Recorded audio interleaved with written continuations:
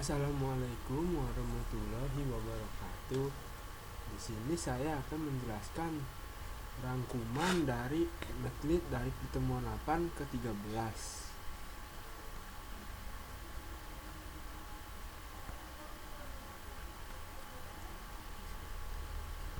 Jadi di sini ada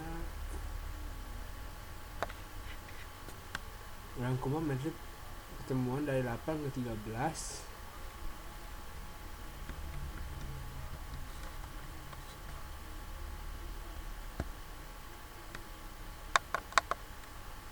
Dari pertemuan 8 itu ada uji validitas. Uji validitas berasal dari kata validity yang mempunyai arti sejauh mana ketepatan dan kecermatan suatu alat ukur dalam melakukan fungsi ukurannya.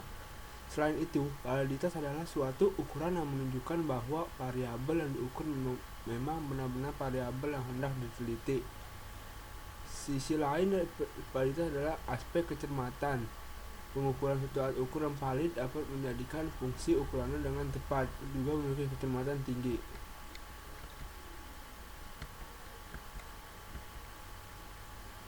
Ada uji reliabilitas. Reliabilitas adalah indeks yang menunjukkan sejauh mana suatu alat ukur dapat dipercaya atau diandalkan. Bila suatu alat pengukur dipakai 2 kali untuk mengukur gejala yang sama dan hasil pengukuran yang diperoleh relatif konsisten, maka alat ukur tersebut reliable. Dengan kata lain, reliabilitas menunjukkan suatu konsistensi suatu alat pengukur di dalam pengukur gejala yang sama. Reliabilitas menunjukkan sejauh mana hasil pengukuran dengan alat tersebut dapat dipercaya. Pertemuan 9 itu ada uji asumsi klasik.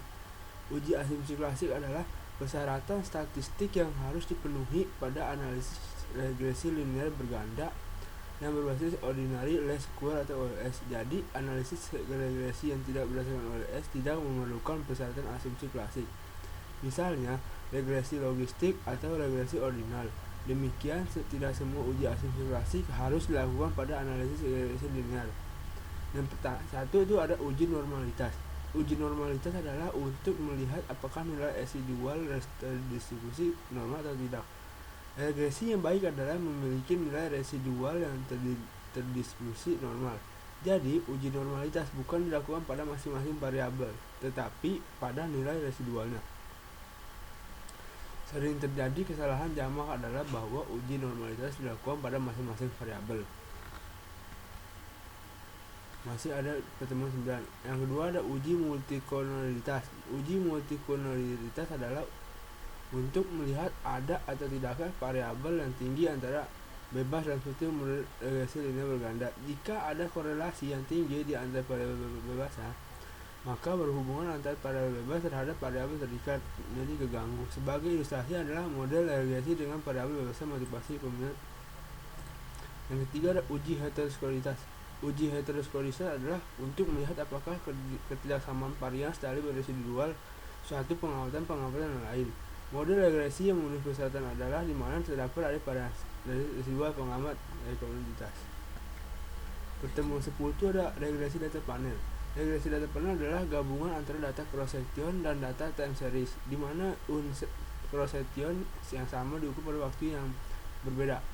Individu yang dalam ukuran tertentu. Jika nanti memiliki nilai T, maka dengan data panel kita akan memiliki total unit observasi sebanyak NT. Nilai jumlah unit sama untuk nilai individu, maka data disebut balance panel. Maka sebaliknya, yakni jumlah unit waktu berbeda untuk balance. Penentuan model estimasi. Yang pertama itu ada common effect model atau PLS. Merupakan pendekatan model data panel yang paling sederhana karena hanya mengkombinasi data series dan cross-section. Pada model ini tidak diperhatikan dimensi waktu maupun individu, sehingga diasumsikan bahwa perilaku dalam data perusahaan sama bagi waktu tertentu. Yang kedua itu ada random effect model atau RE. Model ini akan mengestimasi data panel di mana variabel gangguan mungkin saling berhubungan antara waktu dan individu. Pada random effect, perbedaan intercept dan error masing-masing perusahaan. Keuntungan menggunakan model random yang ini menghilangkan heteroskoritas. Pertemuan 11 itu ada pemilihan teknik residu data panel. Uji statistik F. Uji statistik F digunakan untuk memilih data metode LS antara variabel dummy atau fixed Setelah kita melakukan regresi dua model, yaitu model dengan asumsi bahwa slope dan interest sama dan model dengan asumsi bahwa slope sama tapi beda interest. Yang kedua ada uji Langlands. Uji ini dilakukan untuk memilih antara OLS tanpa variabel dummy atau random effect. Yang ketiga ada uji Hausman. Uji ini untuk memilih antara implicit effect atau random effect.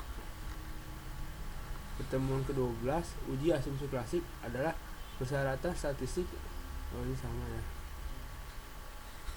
Regresi ordinal dengan demikian uji asumsi tidak perlu dilakukan untuk regresi linear. Bertujuan untuk menghitung perannya variabel, misalnya regresi saham yang dihitung dengan market model. Pertemuan 13 ada uji koefisien determinasi. Uji koefisien determinasi bertujuan untuk mengukur seberapa jauh kemampuan model dalam menerangkan variasi variabel dependen. Populasi R2.